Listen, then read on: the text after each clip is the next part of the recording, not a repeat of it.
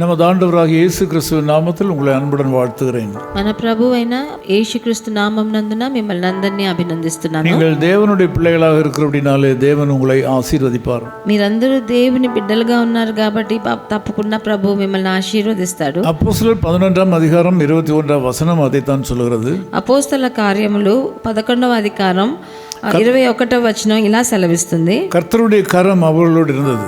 ప్రభువు హస్తము వారికి తోడై ఉండెను అని రాయబడి ఉన్నది. நீங்கள் தேவனுடைய பிள்ளைகளாக இருக்கும்போது அவருடைய கரம் உங்களோடு கூட இருக்கும். మీరు దేవజనులుగా ఉన్నప్పుడు ప్రభు హస్తం మీతో తోడుగా ఉంటుంది. நீங்கள் அவருடைய பிள்ளைகளாக வாழ்கிறது வரையிலும் அவருடைய கரம் உங்களை விட்டு விலகாது. మీరు ఆయన పిల్లలుగా ఉండేదాకా ఆయన చెయ్యి మీ దగ్గర నుంచి, హస్తం మీ దగ్గర నుంచి దూరం పోదు.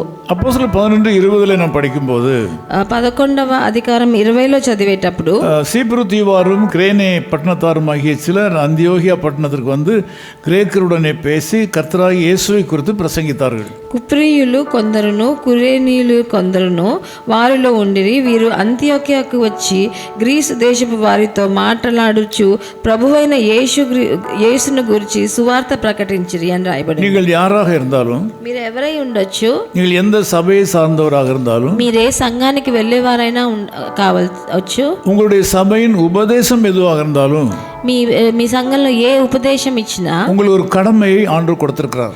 మీకు ఒక కర్తవ్యాన్ని ప్రభు ఇచ్చాడు.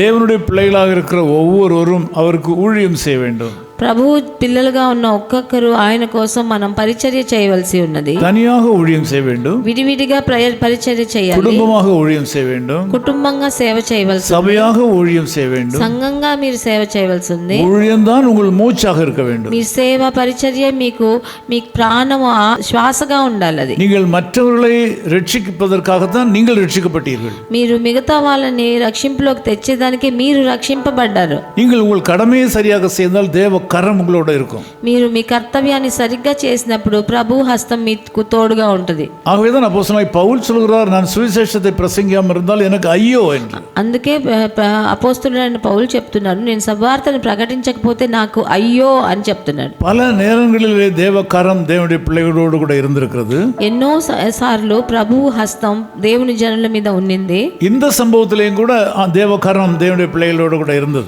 ఈ సంఘటనలో కూడా దేవుని హస్తం దేవుని జనుల మీద ఉన్నింది. அந்த தேவ கரம் இன்றைக்கு முதல் உங்கள் வாழ்க்கையிலே கூட இருக்கும். ఆ ప్రభు హస్తమే ఈ రోజు నుంచి మీ జీవితంలో కూడా ప్రకటించబడుతుంది. இந்த వசனத்தை ஆழமாய் பார்க்கும்போது அங்க தேவ மக்கள் கூடி வந்த வேளையிலே தேவ கரம் அவள் மேல் வந்தது.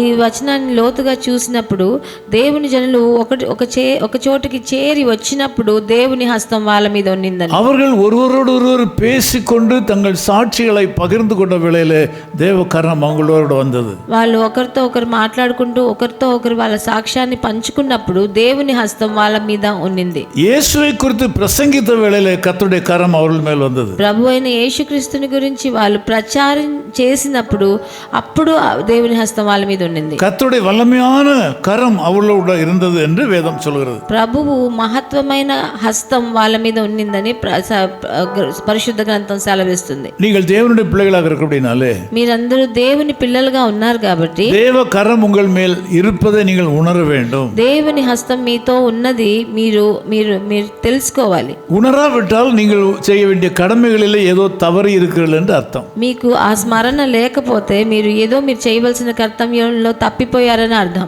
நீங்கள் தேவ மக்கள் ஒன்றாய் கூடியிருந்து ஒரு மனம் உள்ள மக்களாக கூடி வர வேண்டும், ஜெபிக்க வேண்டும். మీరందరూ ఒక్క మనసుతో దేవజనులని అందరూ ఒక చోటికి కూడి వచ్చి ప్రార్థన చేయాలి.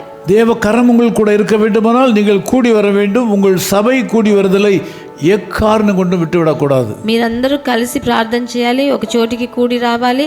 అలాగే ఒక్కొక్కసారి మీ సంఘ కూడికల నుంచి మీరు అది మానివేయకూడదు. என்னுடைய நீண்டகால அனுபவத்தில் சபை கூடி வருதலை விட்டுவிடுகிற மக்கள் நீண்ட காலம் கிறிஸ்தவ வாழ்க்கையிலே நிலைத்திருக்க முடியாது. నా ఇన్ని సంవత్సరాల పరిచర్యలో సంఘ కూడికను వదిలి వెళ్ళిపోయే వాళ్ళు ఆ రక్షింపును కోల్పోతున్నారు. நான் சில வாலிபர்களை பார்க்கிறேன். నేను చాలా మంది యవ్వనస్తులను చూస్తున్నాను. ஆலயத்துக்கு ஒழுங்காக வரமாட்டார்கள். వాళ్ళు దేవాలయానికి సరిగ్గా రారు. அல்ல அந்நிய பாஷையில பேசிக் கொண்டிருப்பார்கள். కానీ ఆ అన్య భాషలో మాట్లాడతారు. காணிக்கையெல்லாம் கொடுப்பார்கள். వాళ్ళు కానుకలు ఇస్తారు. ஆலயத்துக்கு வர வேண்டிய நாளிலே வேற எங்கேயாவது போவார்கள். ఆ దేవాలయానికి రావాల్సిన రోజుకి వాళ్ళు బయట ఎక్కడికి వెళ్ళిపోతారు. ஒரு நாள் வரமாட்டார்கள். ఒక రోజు రారు, 2 நாள் வருவார்கள், 2 రోజులు వస్తారు, பிறகு 3 நாள் வரமாட்டார்கள், తర్వాత 3 సార్లు రారు, அப்புறம் 5 நாட்கள் தொடரும், 5 வாரம் தொடர்ந்து வருவார்கள். ఆ తర్వాత 5 వారాలు క్రమంగా వస్తారు. அவர்கள் நினைப்பார்கள் தேவகாரம் தங்களோடு கூட இருக்கிறது என்று. అలాంటి వాళ్ళు అనుకుంటారు దేవుని హస్తం వాళ్ళతో ఉందని. ஆனால் வளர்ந்த ஒரு குறிப்பிட்ட காலம் வந்த உடனே அவர் தவறான ஒரு உறவிலே சிக்கி கிறிஸ்தவர் அல்லாத ஒரு பெண்ணை திருமணம் பண்ணி கொண்டு மறுபடியும் அந்த பாதாளத்துக்கு போய்விடுவார்கள். ఇలా చేసేవాళ్ళు కొన్ని రోజుల తర్వాత వాళ్ళ దిగజారిపోయి వేరే క్రైస్తవ కాని ఒక అమ్మాయిని పెళ్లి చేసుకొని వాళ్ళ మళ్ళీ పాపంలో పడిపోతుంటారు. ஆண்களுக்கும் பெண்களுக்கும் பொருந்தும். ఇది ఆడవాళ్ళకి మగవాళ్ళకి ఇద్దరికి మనం చెప్పొచ్చు. ஆகவே சபைகளிலே கூடி வர வேண்டியவர்கள் ஒரு வாரம் வராவிட்டால் நாம் அதை ఎలిదాగా విట్టువిడకూడదు. అందుకనే మన దేవాలయానికి రావాల్సిన వాళ్ళు ఒక వారం రాకపోయినా దాన్ని మనం అలా సులువుగా వదిలేయకూడదు. நீங்களும் கூட ஒழுங்காக ஆலயத்துக்கு போகாதவர்களாக இருந்தால் உங்களுக்கு ஆவிக்குரிய வாழ்க்கையிலே உறுதிப்பாடு இல்லை. మీరు కూడా దేవాలయానికి క్రమంగా వెళ్ళని వాళ్ళగా ఉంటే మీలో ప్రభువులో స్థిరంగా ఉన్న తత్వం లేదు అని చెప్పొచ్చు. ஊழியம் செய்யலாம், మీరు పరిచయం చేయొచ్చు, காணிக்கை கொடுக்கலாம், కానుకలు ఇవ్వచ్చు, దశమ கொடுக்கலாம், మీరు దశమ భాగాలు ఇవ్వచ్చు, అన్య భాషயும் பேசலாம், మీరు అన్య భాషలో మాట్లాడవచ్చు. சபை கூடி வருதலை விட்டுவிட்டால் நீங்கள் அழிந்து விடுவீர்கள். కానీ సంఘ కూడిక లేకపోతే దేవాలయంలో కూడి మీరు ప్రార్థన చేయడం ఆరాధన చేయడం వదిలేస్తే అది మీకు పనికిరాదు. இன்றைக்கு நீங்கள் கடந்து செல்கிற கடினமான பாதைக்கு காரணம் நீங்கள் உங்கள் சபையையும் உங்கள் போதகரையும் அவமதித்ததுதான். మీరు ఒకవేళ మీ జీవితంలో ఈరోజు కష్టకాలంలో ఉన్నారంటే ఒకవేళ మీ దేవాలయాన్ని మీ సంఘ పరిచర్య మీ సేవకుడిని ఆయన అవమానపరిచారేమో. இன்று முதல் தீர்மானிங்கள், ఈ రోజు నుంచి ఒక తీర్మానం తీసుకోండి. சரீரத்தில் சுகம் இருக்கும் காலம் வரையிலும் தவறாமல் உங்கள் சபைக்கு நீங்கள் போக வேண்டும். మీ శరీరంలో ఆరోగ్యం ఉన్నంత వరకు మీ సంఘానికి మీరు తప్పకుండా వెళ్ళాలి. சபையை கூடி வரல் விட்டு விடக்கூடாது. మీ సంఘ కూడికలను మీరు వదిలేయకూడదు. நீங்கள் ஒருவர் சந்திக்கும் போது பரிசுத்த காரியங்களை பேச வேண்டும். మీరు ఒకరినొకరు చూసేటప్పుడు పరిశుద్ధమైన విషయాలను మాట్లాడాలి. உங்கள் சாட்சிகளை பகிர்ந்து கொள்ள வேண்டும். మీ సాక్ష్యాలను పంచుకోవాలి. வாய்ப்பு கிடைக்கும் போது கர்த்தருடைய வசனத்தை பிரசங்கிக்க வேண்டும். మీకు తరుణం దొరికినప్పుడు ప్రభు వచనాన్ని మీరు ప్రసంగించాలి. அப்படியால் தேவனுடைய கரத்தை நீங்கள் உங்கள் தலையின் மேல் தக்க வைத்துக் கொள்ளலாம். అలాంటప్పుడు దేవుని హస్తాన్ని మీ తల మీద మీరు దక్కించుకోవచ్చు. சினிமாவுக்கு போறவர்கள் கூட ஆண்டவர் தம்முடைய கரத்தை வைக்க மாட்டார். సినిమాలు చూసే వాళ్ళ మీద తల మీద ప్రభు హస్తం పెట్టడు. டெலிவிஷன்ல டிவி சீரியலை பார்க்கிறவர்களிடத்தில் ஆண்டவர் தம்முடைய கரத்தை வைக்க மாட்டார்.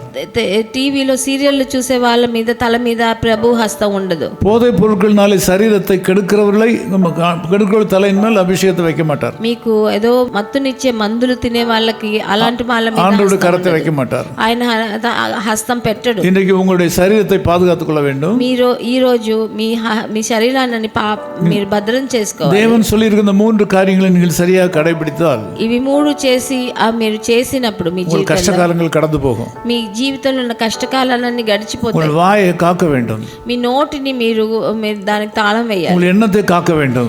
మీ చింతను మీరు కాపాడుకోవాలి. அப்படியானால் தேவ கரம் உங்கள் தலையின் மேல் அமரும். అలా చేసినప్పుడు ప్రభు హస్తం మీ తల మీద దిగుతుంది. வேதம் சொல்றது கர்த்தருடைய கரம் அவர்களோடு இருந்தது. వచనం చెప్తుంది ప్రభు హస్తం వాళ్ళకు తోడై ఉండినని. ஜெபிக்கலாம், ప్రార్థన చేద్దాం. அன்பின் பிதாவே உமக்கு நன்றி செலுத்துகிறோம். ప్రియ తండ్రి మీకు వందనాలు స్తుతులు. தேவ கரம் அவர்களோடு கூட இருந்தது என்று நாங்கள் பார்க்கிறோம்.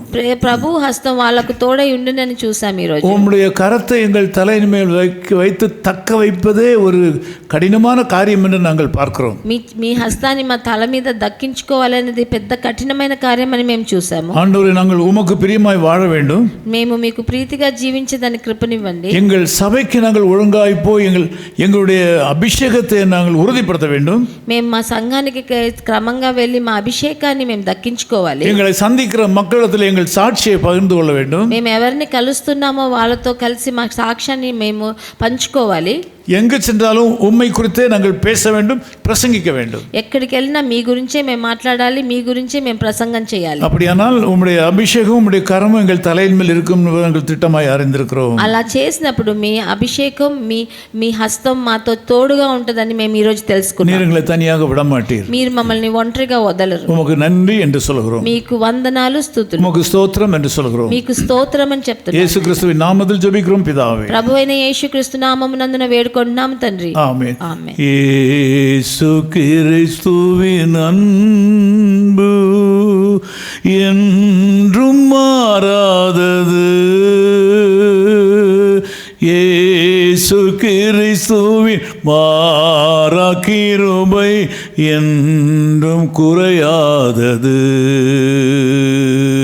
இயேசு கிறிஸ்துவின் அன்பு. ஆமென்.